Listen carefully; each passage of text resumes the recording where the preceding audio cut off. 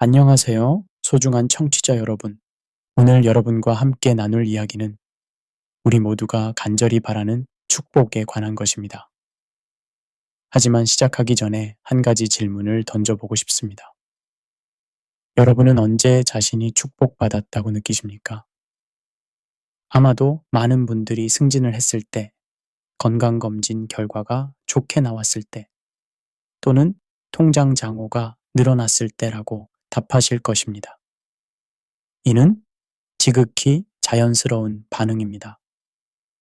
현대사회는 우리에게 성공과 물질적 풍요, 그리고 건강을 축복의 척도로 가르쳐 왔기 때문입니다. 그런데 여기서 흥미로운 역설이 발생합니다. 심리학자 팀 카서의 연구에 따르면 물질적 목표를 우선시하는 사람들이 오히려 더 높은 수준의 불안과 우울감을 경험한다고 합니다. 또한 하버드 대학교의 그랜트 스터디는 75년간의 추적 조사를 통해 인간의 행복과 건강의 가장 중요한 요소가 관계의 질이라는 사실을 밝혀냈습니다. 이러한 과학적 발견들은 성경이 수천 년 전부터 우리에게 말씀해온 진리와 놀랍도록 일치합니다.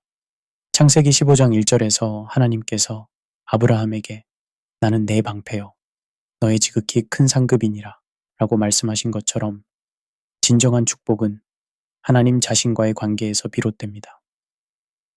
여기서 약간의 냉소적 관점을 덧붙이자면 현대의 번영신학이나 성공신앙은 사실상 하나님을 자판기로 전락시키는 위험한 사상입니다. 마치 동전을 넣으면 원하는 음료수가 나오는 것처럼 기도와 헌금을 넣으면 물질적 축복이 나와야 한다고 생각하는 것이죠. 이는 하나님과 인간의 관계를 거래적 관계로 왜곡시킵니다. 이 오디오북에서는 현실을 살아가는 그리스도인들이 직면하는 구체적인 상황들, 경제적 어려움, 건강 문제, 인간관계의 갈등, 직업적 스트레스 등을 통해 진정한 축복의 본질을 탐구해 보겠습니다. 각각의 상황에서 우리가 어떻게 하나님 자신을 축복으로 인식하고 경험할 수 있는지, 그리고 이것이 어떻게 우리의 실제적인 문제 해결로 이어지는지를 살펴보겠습니다. 제1장 경제적 어려움 속에서 발견하는 진정한 풍요. 현대 사회에서 경제적 안정은 마치 산소와 같은 존재입니다. 없으면 살 수 없을 것 같고 부족하면 모든 것이 무너질 것 같은 불안감에 사로잡히게 됩니다. 특히 한국 사회는 외환 위기, 신용카드 대란, 부동산 폭등 등을 겪으며 경제적 불안정에 대한 집단적 트라우마를 갖고 있습니다. 그런데 여기서 한 가지 놀라운 사실이 있습니다. 행복 연구의 아버지로 불리는 에드 디너의 연구에 따르면 기본적인 생활이 가능한 수준을 넘어서면 소득 증가와 행복도 증가 사이의 상관관계는 현저히 떨어진다고 합니다. 즉, 돈이 많아진다고 해서 반드시 더 행복해지는 것은 아니라는 뜻입니다. 이러한 발견은 예수님께서 마태복음 6장 26절에서 하신 말씀과 정확히 일치합니다. 공중의 새를 보라. 심지도 않고 거두지도 않고 창고에 모아들이지도 아니하되 너희 천아버지께서 기르시나니 너희는 이것들보다 귀하지 아니하냐. 하지만 이 말씀을 단순히 걱정하지 말라 는 위로의 메시지로만 받아들인다면 현실의 무게를 감당할 수 없습니다. 실제로 집세를 내지 못해 쫓겨날 위기에 처한 사람에게 새들도 잘 살지 않느냐고 말하는 것은 공허한 위안에 불과할 수 있습니다. 여기서 우리가 놓치기 쉬운 중요한 포인트가 있습니다. 예수님이 말씀하신 것은 무책임한 낙관주의가 아니라 우선순위의 재정립입니다. 마태복음 6장 33절에서 그런즉 너희는 먼저 그의 나라와 그의 의를 구하라. 그리하면 이 모든 것을 너희에게 더하시리라. 고 하신 것처럼 하나님과의 관계를 최우선에 두었을 때 경제적 문제에 대한 새로운 관점이 열린다는 것입니다. 실제로 많은 연구들이 이를 뒷받침합니다. 듀크 대학교의 해롤드 코닉 박사의 연구에 따르면 종교적 신념이 강한 사람들이 경제적 스트레스에 더 잘 대처하며 문제 해결 능력도 더 뛰어나다고 합니다. 이는 단순히 심리적 위안 때문이 아니라 신앙이 제공하는 의미와 목적 의식이 실제로 창의적이고 건설적인 해결책을 찾는데 도움을 주기 때문입니다. 경제적 어려움 속에서 발견하는 진정한 풍요는 결국 관계의 풍요입니다. 하나님과의 관계, 그리고 그 관계에서 파생되는 공동체와의 관계 말입니다. 돈으로 살 수 없는 이러한 관계적 자산이야말로 어떤 경제적 변동에도 흔들리지 않는 진정한 보물입니다. 제2장, 건강의 위기에서 만나는 영적 치유의 비밀. 건강은 현대인에게 있어 마치 신과 같은 존재입니다. 건강을 잃으면 모든 것을 잃는다는 말이 있을 정도로 우리는 건강을 삶의 최고 가치로 여깁니다. 특히 코로나19 팬데믹을 겪으면서 건강에 대한 사회적 관심은 더욱 극대화되었습니다. 세계보건기구는 건강을 단순히 질병이나 허약함이 없는 상태가 아니라 신체적, 정신적, 사회적으로 완전히 안녕한 상태라고 정의합니다. 이는 매우 포괄적인 정의이지만 동시에 달성하기 거의 불가능한 이상적 상태이기도 합니다. 실제로 이 정의에 따르면 지구상에 완전히 건강한 사람은 거의 없다고 볼 수 있습니다. 의학의 발전은 분명히 인류에게 큰 축복을 가져다 주었습니다. 19세기까지만 해도 평균 수명이 30에서 40세에 불과했던 것이 21세기에는 80세를 넘어섰습니다. 항생제의 발견, 백신의 개발, 외과 수술 기법의 발달 등은 무수한 생명을 구했습니다. 하지만 역설적으로 의학이 발전할수록 우리는 건강에 대해 더욱 불안해하게 되었습니다. 정신의학자 크리스토퍼 레이는 수줍음, 정상과 병리 사이에서 진단 기준의 확대로 인해 점점 더 많은 사람들이 환자로 분류되고 있다고 지적합니다. 예를 들어 과거에는 단순한 성격의 차이로 여겨졌던 것들이 이제는 ADHD, 사회불안장애, 우울증 등의 의학적 진단명을 받게 됩니다. 여기서 약간의 냉소적 관점을 덧붙이자면 현대의료 시스템은 질병을 치료하는 것보다 질병을 관리하는 것에 더 큰 경제적 이익을 찾습니다. 한 번의 치료로 완치되는 것보다는 평생에 걸쳐 지속적인 관리가 필요한 만성질환이 의료산업에는 더 유리한 구조입니다. 이는 환자의 진정한 건강과 의료 시스템의 이해관계가 항상 일치하지 않을 수 있음을 시사합니다. 성경은 건강에 대해 어떻게 말하고 있을까요? 흥미롭게도 성경에서 건강이라는 단어는 우리가 생각하는 것만큼 자주 등장하지 않습니다. 대신 온전함이라는 개념이 더 자주 사용됩니다.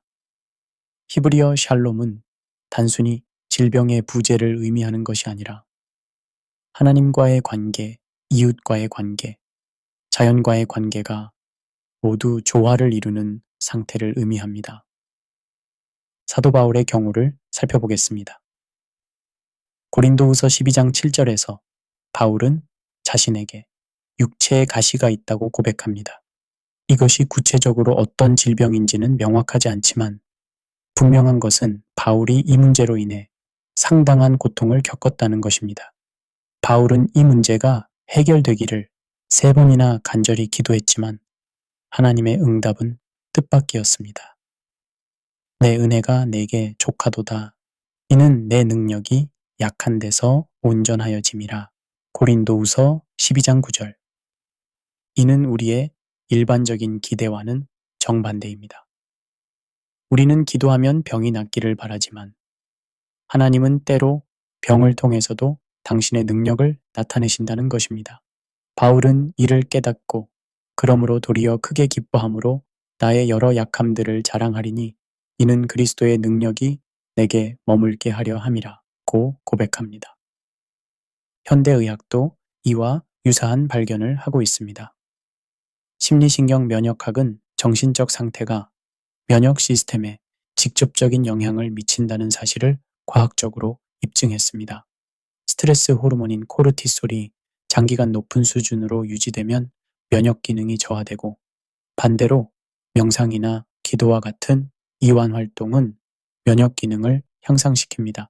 신경과학자 안토니오 다마지오의 연구에 따르면 극한 상황을 경험한 사람들의 뇌에서는 의미와 목적을 담당하는 영역이 더욱 활발해진다고 합니다. 이는 위기가 오히려 인간의 영적 성장을 촉진할 수 있음을 시사합니다. 물론 모든 질병이 기적적으로 치유되는 것은 아닙니다. 때로는 최선의 의료진과 기도에도 불구하고 사랑하는 사람을 잃어야 할 때도 있습니다. 이럴 때 하나님의 뜻이니까 라는 말로 위로하려는 것은 오히려 상처를 줄 수 있습니다. 대신 우리가 할 수 있는 것은 욥의 고백처럼 주신 이도 여호와시오 거두신 이도 여호와시오니 여호와의 이름이 찬송을 받으실지니이다 라고 하면서도 동시에 깊은 슬픔과 아픔을 인정하고 경험하는 것입니다. 건강의 위기에서 만나는 영적 치유의 비밀은 결국 관점의 전환에 있습니다. 건강을 삶의 목적으로 여기는 것에서 벗어나 건강하든 아프든 하나님과 함께하는 삶 자체를 축복으로 여기는 것입니다. 이러한 관점의 전환이야말로 어떤 의학적 치료보다도 강력한 치유의 힘을 발휘할 수 있습니다. 제3장 인간관계의 갈등에서 찾는 화해의 지혜. 인간은 본질적으로 관계적 존재입니다. 심리학자 메슬로의 욕구 계층 이론에서도 소속감과 사랑의 욕구는 기본적 생리적 욕구와 안전 욕구 다음으로 중요한 위치에 있습니다. 하지만 역설적으로 인간관계야말로 우리에게 가장 큰 기쁨과 동시에 가장 깊은 상처를 주는 영역이기도 합니다.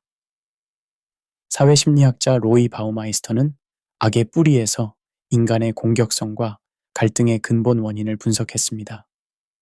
그에 따르면 대부분의 갈등은 상호 간의 오해와 자기 정당화에서 비롯된다고 합니다.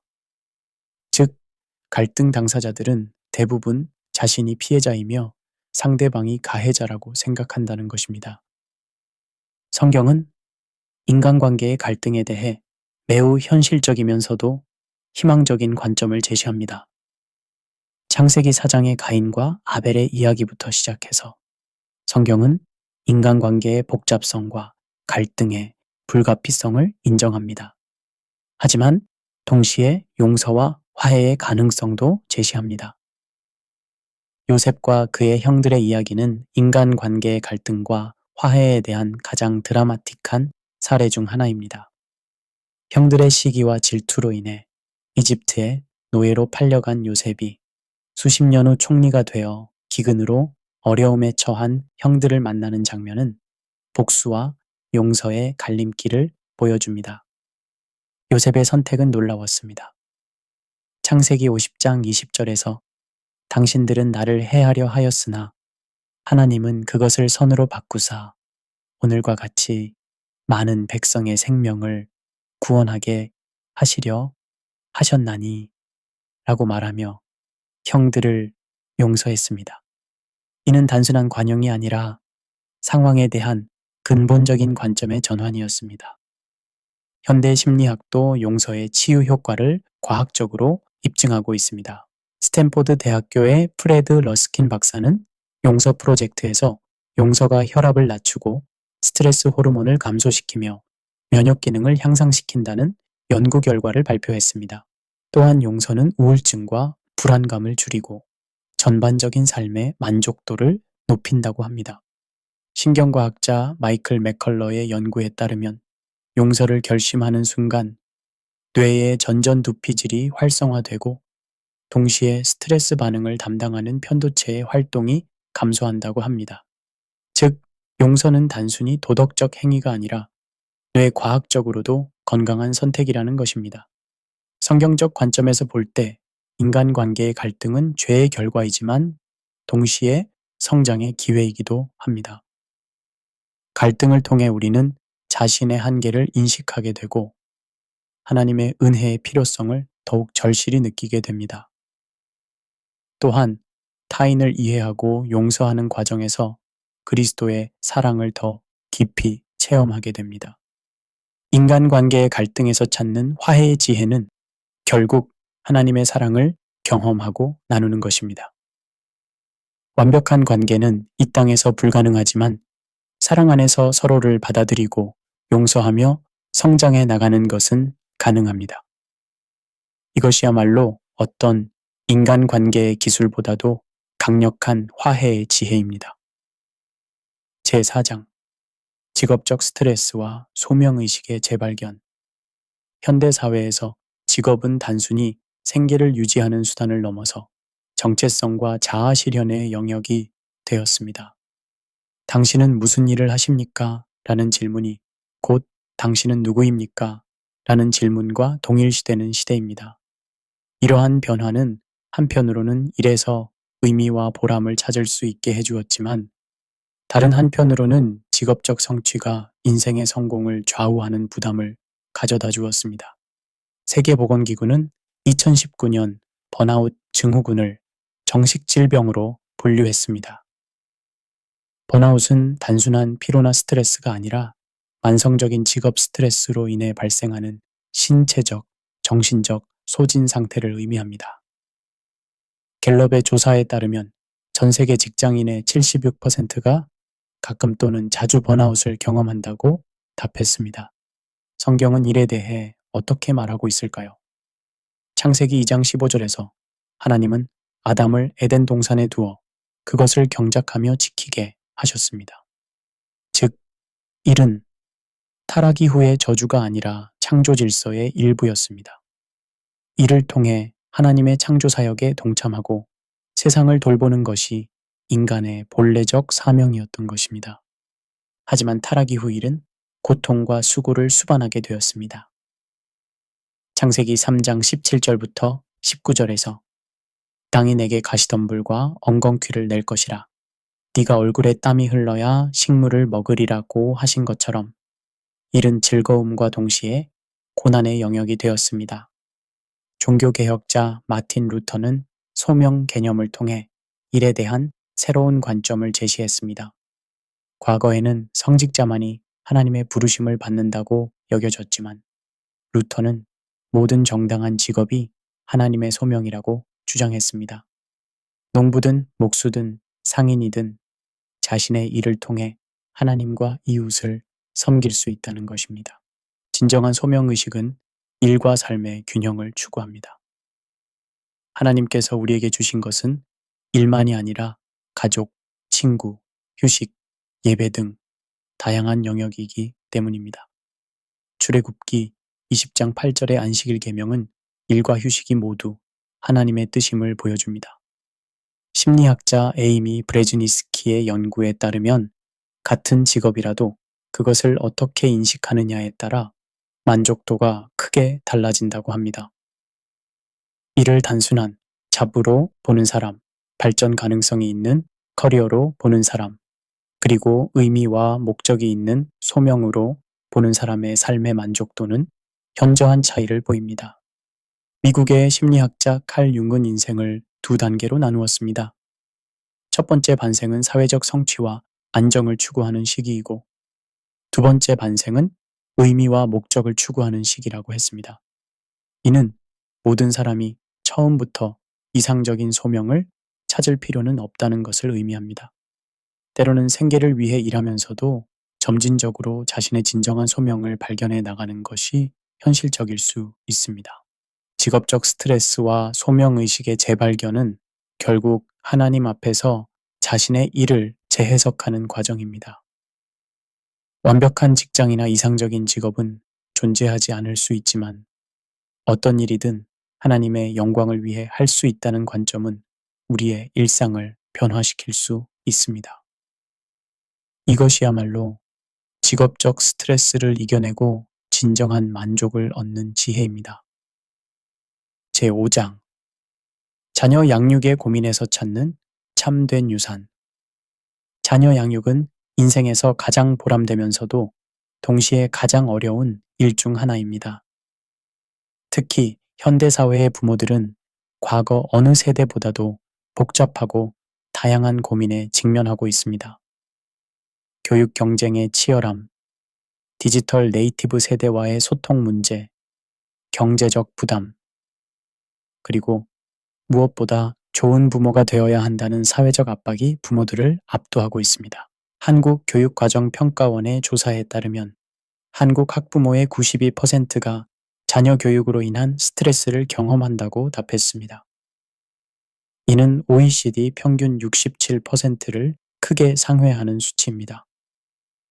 또한 사교육비 지출은 가계소득의 평균 15에서 20%를 차지하며 이는 주택비 다음으로 큰 비중을 차지합니다. 성경은 자녀 양육에 대해 어떻게 말하고 있을까요? 신명기 6장 6절과 7절에서 오늘 내가 네게 명하는 이 말씀을 너는 마음에 새기고 네 자녀에게 부지런히 가르치며 집에 앉았을 때에든지 길을 갈 때에든지 누워 있을 때에든지 일어날 때에든지 이 말씀을 강론할지니라 고 하셨습니다. 이 말씀에서 주목할 점은 교육의 내용과 방법입니다. 먼저 부모 자신이 하나님의 말씀을 마음에 새겨야 한다고 했습니다. 즉, 자녀 교육은 부모의 삶에서 시작됩니다. 또한 교육의 방법은 정형화된 교실이 아니라 일상생활 전반에서 이루어진다고 했습니다. 집에 앉았을 때, 길을 갈 때, 누워 있을 때, 일어날 때 등은 모든 순간이 교육의 기회임을 의미합니다. 잠언 22장 6절에 마땅히 행할 길을 아이에게 가르치라 그리하면 늙어도 그것을 떠나지 아니하리라. 는 말씀도 중요한 통찰을 제공합니다. 여기서 마땅히 행할 길은 단순히 도덕적 교훈이 아니라 각 아이의 고유한 특성과 잠재력에 맞는 길을 의미합니다. 히브리어 원문에서는 그의 길로 되어 있어 획일적인 교육이 아닌 개별화된 교육의 중요성을 강조합니다. 무엇보다 중요한 것은 부모 자신의 정체성입니다. 자녀의 성취를 통해 대리만족을 얻으려 하거나 다른 부모들과의 경쟁에서 이기려고 하는 것은 건전하지 않습니다. 대신 하나님께서 맡겨주신 소중한 생명을 잘 양육한다는 사명감으로 접근해야 합니다. 또한 완벽한 부모가 되려는 강박에서 벗어나야 합니다. 실수하고 실패하는 것도 아이들에게는 귀중한 학습 기회가 될 수 있습니다. 부모가 자신의 한계를 인정하고 하나님께 의존하는 모습을 보여주는 것이 때로는 어떤 교육 방법보다도 효과적일 수 있습니다. 자녀 양육의 고민에서 찾는 참된 유산은 결국 관계입니다. 재산이나 지위가 아니라 하나님과의 관계, 그리고 가족 간의 사랑과 신뢰가 가장 소중한 유산입니다. 이러한 관계적 유산은 어떤 경제적 변동이나 사회적 변화에도 흔들리지 않는 진정한 보물입니다. 제6장 노년의 불안과 영혼에 대한 소망. 나이가 들어간다는 것은 피할 수 없는 인생의 과정입니다. 하지만 현대사회는 젊음을 최고의 가치로 여기며 노화를 부정적인 것으로 인식하는 경향이 강합니다. 안티에이징 산업이 수조원 규모로 성장하고 성형수술과 보톡스가 일상화된 것도 이러한 현실을 반영합니다.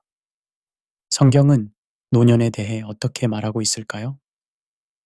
잠언 16장 31절에서 백발은 영화의 면류관이라 의로운 길에서 얻으리라고 하셨고 잠언 20장 29절에서는 젊은 자의 영화는 그 힘이요 늙은 자의 아름다운 것은 백발이니라고 하셨습니다. 성경은 노년을 쇠퇴의 시기가 아닌 영화와 아름다움의 시기로 묘사합니다. 시편 92편 14절에서는 늙어서도 결실하며 진액이 풍족하고 빛이 청청하여 라고 하여 노년기에도 계속해서 성장하고 열매를 맺을 수 있음을 보여줍니다. 이는 현대 사회의 생산성, 중심 사고와는 전혀 다른 관점입니다. 신경과학 연구에 따르면 나이가 들수록 뇌의 좌우 반구가 더 균형 있게 활용된다고 합니다. 젊을 때는 한쪽 뇌 반구에 의존하는 경향이 있지만 노년기에는 양쪽을 고르게 사용하여 더 통합적인 사고를 할 수 있게 됩니다. 이는 노년기의 지혜가 단순한 경험의 축적이 아니라 뇌 구조의 변화에서 비롯되는 고유한 능력임을 시사합니다. 하지만 노년기의 현실적 어려움들을 무시할 수는 없습니다. 신체적 기능의 저하, 만성질환의 증가, 경제적 불안, 사별의 아픔 등은 피할 수 없는 현실입니다. 특히 한국의 노인들은 급속한 사회 변화로 인해 문화적 소외감도 크게 느끼고 있습니다. 여기서 중요한 것은 노화를 받아들이는 태도입니다. 심리학자 리처드 슐츠의 연구에 따르면 노화를 자연스러운 과정으로 받아들이는 사람들이 그렇지 않은 사람들보다 더 건강하고 행복한 노년을 보낸다고 합니다. 노화와 싸우려고 하기보다는 그것을 인생의 새로운 장으로 받아들일 때 진정한 평안을 얻을 수 있습니다. 현대의학의 발달로 평균 수명은 늘어났지만 단순히 오래 사는 것이 축복은 아닙니다. 중요한 것은 어떻게 사는가입니다. 노년기를 단순히 기다리는 시간이 아니라 새로운 의미와 목적을 발견하는 시간으로 만들 때 그것은 진정한 축복이 됩니다. 노년의 불안과 영혼에 대한 소망은 결국 하나님과의 관계에서 해결됩니다. 이 세상의 것들은 모두 사라지지만 하나님과의 관계는 영원합니다. 이러한 확신이야말로 노년기를 축복의 시간으로 변화시키는 가장 강력한 힘입니다. 제7장 교회 공동체의 실망과 진정한 소속감. 많은 그리스도인들이 교회에 대해 복잡한 감정을 갖고 있습니다. 한편으로는 신앙의 성장과 위로를 받는 곳이지만 다른 한편으로는 실망과 상처를 주는 곳이기도 합니다. 특히 목회자의 도덕적 실패, 교회 내 권력 다툼, 물질에 대한 지나친 강조, 형식주의와 위선 등은 많은 성도들에게 깊은 상처를 남겼습니다. 최근 한국교회 신뢰도 조사에서 교회에 대한 사회적 신뢰도는 지속적으로 하락하고 있습니다. 젊은 세대의 교회 이탈은 더욱 심각한 수준입니다. 가나안 성도, 즉 교회는 안 가나 안 믿는 것은 아니다. 라는 신조어가 등장한 것도 이러한 현실을 반영합니다. 여기서 약간의 냉소적 관점을 덧붙이자면 현대 교회의 많은 문제들은 교회가 세속적 조직의 운영 방식을 무비판적으로 도입한 결과입니다. 대형 교회를 건축하기 위한 과도한 부채, CEO형 목회자의 등장, 성장과 숫자에만 집착하는 문화, 그리고 성도들을 고객으로 취급하는 마케팅적 접근 등은 교회 본연의 모습을 왜곡시켰습니다. 하지만 이러한 현실에도 불구하고 교회는 여전히 하나님께서 세우신 공동체입니다. 문제는 우리가 교회에 대해 갖고 있는 기대와 관점에 있을 수 있습니다. 완벽한 교회를 찾으려 하거나 교회를 통해 모든 영적 욕구가 충족되기를 바라는 것은 현실적이지 않을 수 있습니다. 성경은 교회에 대해 어떻게 말하고 있을까요? 에베소서 4장 11절부터 16절에서 교회는 온전한 사람을 이루어 그리스도의 장성한 분량이 충만한 데까지 이르기 위해 존재한다고 했습니다. 즉, 교회의 목적은 개인의 위로나 만족이 아니라 성도들의 영적 성숙입니다. 또한 고린도전서 12장에서 교회를 그리스도의 몸으로 비유했습니다. 몸의 각 지체가 서로 다른 기능을 하면서도 하나의 몸을 이루듯이 교회도 다양한 은사와 역할을 가진 성도들이 모여 하나의 공동체를 이룹니다. 이는 교회가 완벽한 사람들의 모임이 아니라 부족하고 연약한 사람들이 서로를 도우며 성장해 나가는 공동체임을 의미합니다. 심리학자 헨리 클라우드는 사람을 세우는 사람에서 건강한 공동체의 특징을 제시했습니다. 첫째, 진실을 말할 수 있는 환경. 둘째, 실패를 용납하는 분위기. 셋째, 성장을 격려하는 문화. 넷째, 서로에 대한 책임감 등입니다. 이러한 특징들은 성경이 말하는 교회 공동체의 모습과 일치합니다. 갈라디아서 6장 1절에서 형제들아, 사람이 만일 무슨 범죄한 일이 드러나거든 신령한 너희는 온유한 심령으로 그러한 자를 바로잡고 라고 한 것처럼 교회는 서로의 잘못을 지적하되 사랑으로 회복시키는 공동체여야 합니다. 하지만 현실적으로 모든 교회가 이러한 건강한 공동체의 모습을 갖추고 있지는 않습니다. 때로는 교회를 옮겨야 할 필요도 있고, 때로는 현재 교회에 머물면서 변화를 위해 노력해야 할 때도 있습니다. 중요한 것은 지혜로운 판단과 인내심입니다. 무엇보다 교회에 대한 실망이 하나님에 대한 실망으로 이어지지 않도록 주의해야 합니다. 교회는 하나님의 도구이지 하나님 자체가 아닙니다. 교회가 실패할 때 하나님까지 부정하는 것은 올바른 반응이 아닙니다. 진정한 소속감은 완벽한 공동체에서 오는 것이 아니라 불완전한 공동체 안에서 서로를 받아들이고 사랑할 때 경험됩니다. 이것이야말로 어떤 인간적 조직이나 관계보다도 깊고 영속적인 소속감을 제공할 수 있습니다. 제8장 사회적 불의에 대한 분노와 하나님의 정의. 현대사회는 수많은 불의로 가득 차 있습니다. 부패한 정치인들, 불공정한 경제 시스템, 사회적 약자에 대한 차별, 환경 파괴 등은 우리로 하여금 깊은 분노와 절망감을 느끼게 만듭니다. 특히 정의로운 세상을 꿈꾸는 그리스도인들에게 이러한 현실은 더욱 고통스럽게 다가옵니다. 한국 사회도 예외가 아닙니다. 최근 몇 년간 일어난 여러 사건들, 세월호 참사, 각종 정치적 스캔들, 갑질 문화, 청년들의 취업난과 주거 문제 등은 사회 전반에 깊은 불신과 분노를 야기했습니다. 특히 젊은 세대들은 헬조선, 흑수저 같은 자조적 표현을 통해 현실에 대한 절망감을 드러내고 있습니다.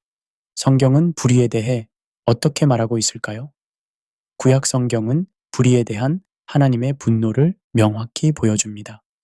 아모스 5장 24절에서 오직 정의를 물같이 공의를 마르지 않는 강같이 흘릴지어다 라고 하신 것처럼 하나님은 정의와 공의를 강력히 요구하십니다. 하박국서는 불의한 현실에 대한 신자의 고민을 가장 솔직하게 드러내는 책입니다. 하박국은 여호와여, 내가 부르짖어도 주께서 듣지 아니하시니 어느 때까지리이까? 내가 강포함을 인하여 외쳐도 주께서 구원치 아니하시나이다. 라고 하박국 1장 2절에서 탄식했습니다. 이는 불의한 현실을 목격하는 신자의 솔직한 심정을 대변합니다. 하지만 하나님의 응답은 예상과 달랐습니다. 하나님은 더 큰 악인 바벨론을 통해 유다를 심판하시겠다고 하셨습니다. 이에 하박국은 더욱 당황했습니다. 주께서는 눈이 정결하사 악을 참아 보지 못하시며 패역을 참아 보지 못하시거늘 어찌하여 괴휼한 자들을 참아 보시며 악인이 자기보다 의로운 자를 삼키되 잠잠하시나이까?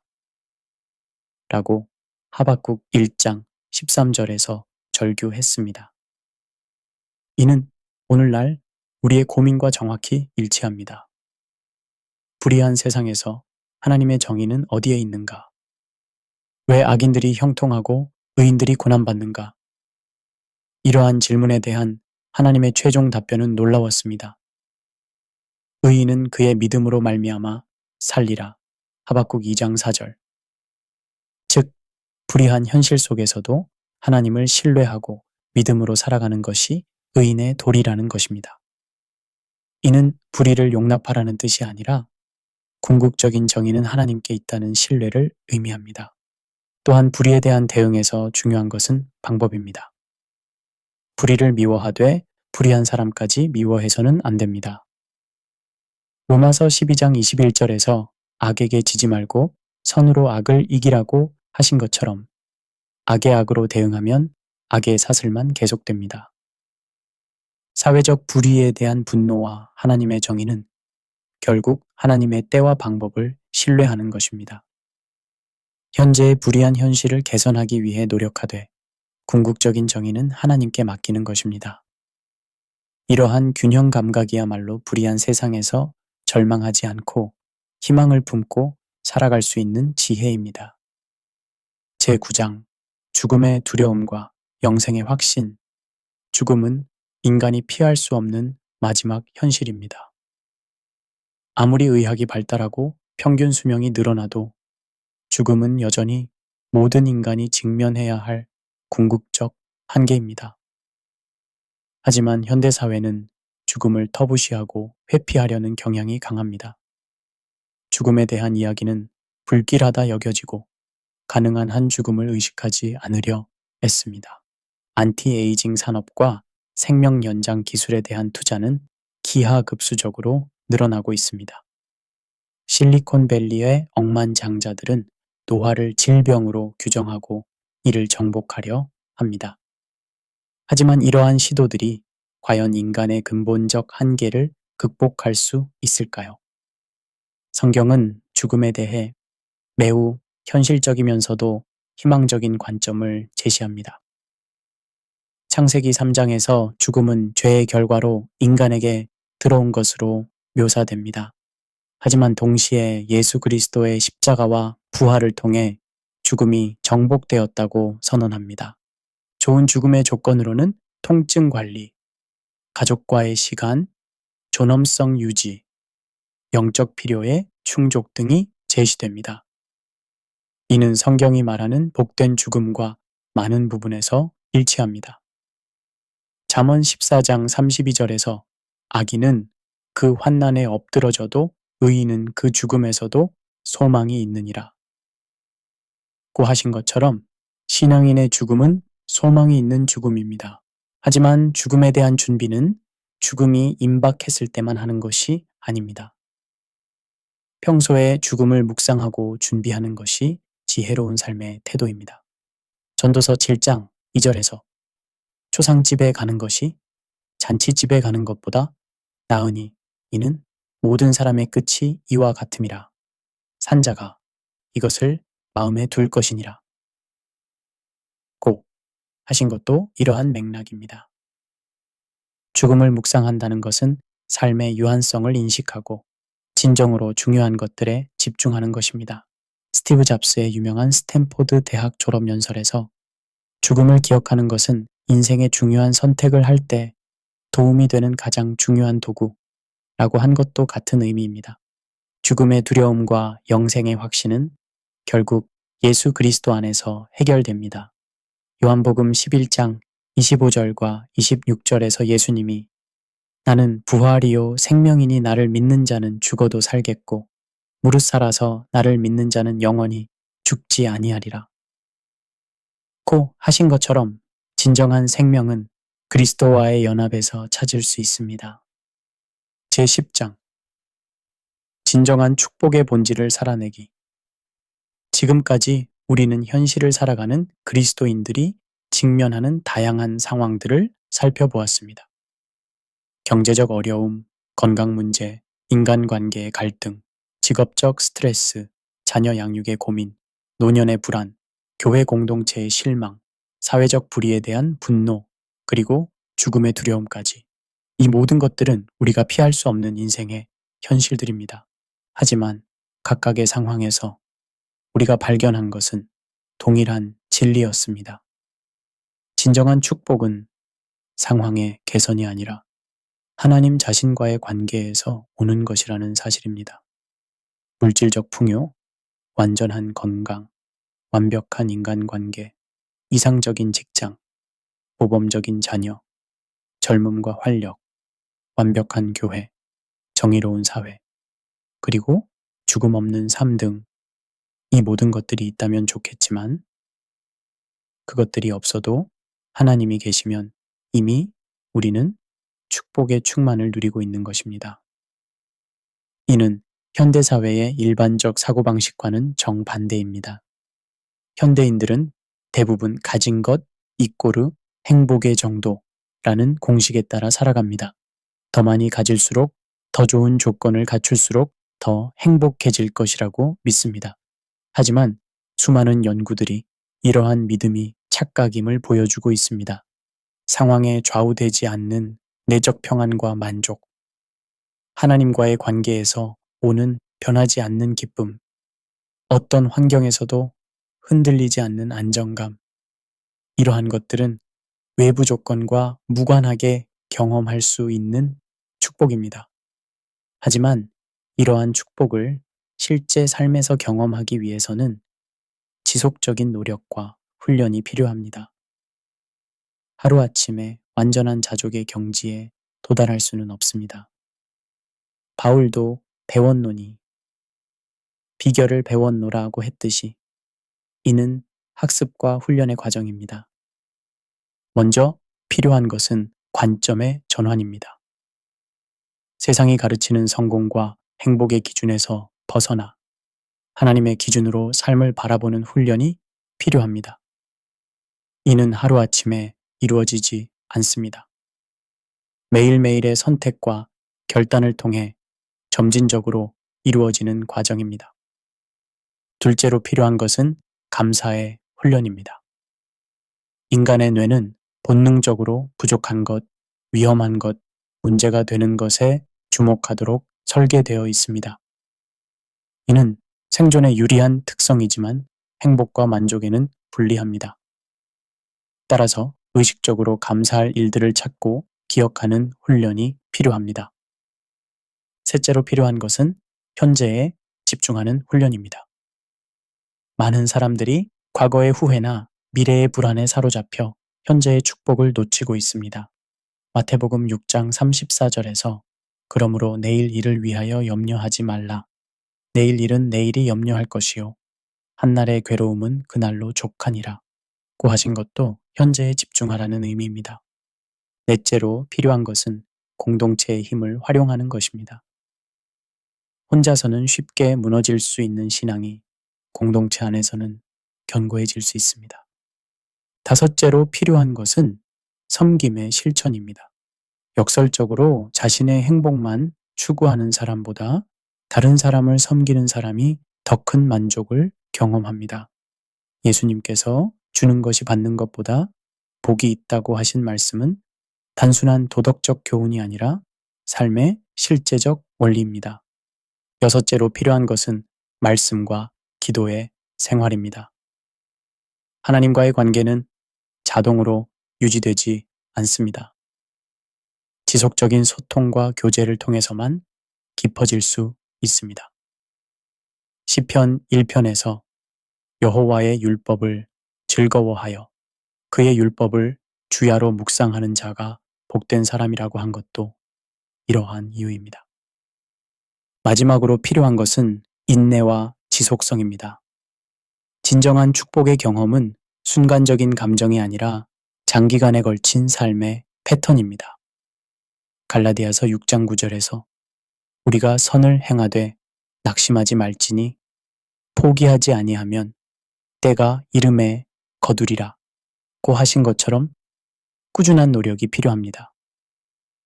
진정한 축복의 본질을 살아낸다는 것은 결국 하나님 중심적인 삶을 사는 것입니다.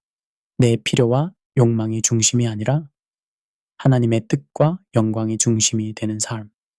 현재의 상황에 좌우되지 않고 영원한 관점에서 바라보는 삶. 받는 것보다 주는 것을 기뻐하는 삶. 이러한 삶이야말로 어떤 외적 조건보다도 큰 축복을 경험할 수 있는 비결입니다. 물론 이것이 쉬운 일은 아닙니다. 우리는 여전히 연약한 인간이고 때로는 실패하고 좌절할 때도 있을 것입니다. 하지만 중요한 것은 완벽함이 아니라 방향입니다. 하나님을 향해 나아가는 방향이 올바르다면 비록 더디고 불완전하더라도 그 여정 자체가 축복입니다. 창세기 15장 1절에서 하나님께서 아브라함에게 나는 내 방패요 너의 지극히 큰 상급이니라고 하신 것처럼 하나님 자신이 우리의 상급이고 축복입니다. 이 진리를 깨닫고 경험하는 것이야말로 현실을 살아가는 그리스도인들이 누릴 수 있는 가장 큰 복입니다. 결론. 하나님 자신이라는 축복의 충만. 사랑하는 여러분, 우리는 지금까지 현실을 살아가는 그리스도인들이 직면하는 다양한 상황들을 통해 진정한 축복의 본질을 탐구해 보았습니다. 경제적 어려움에서 발견하는 관계적 풍요, 건강의 위기에서 만나는 영적 치유, 인간관계의 갈등에서 찾는 화해의 지혜, 직업적 스트레스와 소명의식의 재발견, 자녀 양육의 고민에서 찾는 참된 유산, 노년의 불안과 영혼에 대한 소망, 교회 공동체의 실망과 진정한 소속감, 사회적 불의에 대한 분노와 하나님의 정의, 죽음의 두려움과 영생의 확신, 이 모든 주제들을 관통하는 하나의 진리가 있습니다. 그것은 바로 복은 하나님이 주시는 선물이 아니라 하나님, 그분 자신이라는 것입니다. 시편 16편 5절에서 다윗이 고백한 것처럼 여호와는 나의 산업과 나의 잔의 분깃이시니 나의 분깃을 지키시나이다 라는 것입니다. 이는 어려움이 없을 것이라는 약속이 아닙니다. 물과 불을 지날 수도 있다는 전제하에서 주시는 약속입니다. 하지만 그 과정에서 하나님이 함께 하시기 때문에 우리는 침몰하거나 타지 않을 것이라는 확신입니다. 이것이 바로 그리스도인이 누리는 축복의 본질입니다. 또한 우리가 깨달아야 할 것은 이러한 축복이 개인적 만족에만 머물러서는 안 된다는 점입니다. 하나님께서 우리에게 복을 주시는 이유는 우리 자신만의 행복을 위함이 아니라 그 복을 통해 다른 사람들에게도 복이 흘러가도록 하기 위함입니다. 창세기 12장 2절에서 아브라함에게 내가 너로 큰 민족을 이루고 내게 복을 주어 내 이름을 창대하게 하리니 너는 복의 근원이 될지라고 하신 것이 바로 이런 의미입니다. 따라서 진정한 축복의 경험은 개인의 변화에서 그치지 않고 공동체의 변화로, 더 나아가 사회의 변화로 이어져야 합니다. 우리가 하나님 안에서 경험하는 평안과 기쁨이 가정에서, 직장에서, 교회에서, 그리고 사회에서 선한 영향력으로 나타나야 합니다. 결국 복은 하나님이 주시는 선물이 아니라 하나님 그분 자신입니다. 이 진리를 깨닫고 경험하고 나누는 것이야말로 현실을 살아가는 그리스도인들이 추구해야 할 궁극적 목표입니다. 어떤 상황에서도 흔들리지 않는 평안, 변화하는 환경에 좌우되지 않는 기쁨, 죽음조차 두렵지 않은 영원한 소망, 이 모든 것이 하나님과의 관계에서 오는 축복입니다. 사랑하는 여러분들께서 각자의 삶의 자리에서 하나님 자신이라는 가장 큰 축복을 경험하시기를 간절히 기도합니다. 여러분의 일상 속에서, 여러분의 고민과 어려움 속에서, 여러분의 기쁨과 감사 속에서 하나님의 임재를 실제로 체험하시기를 바랍니다. 하나님의 은혜와 평강이 여러분과 여러분의 가정에 늘 함께 하시기를 기도합니다. 감사합니다.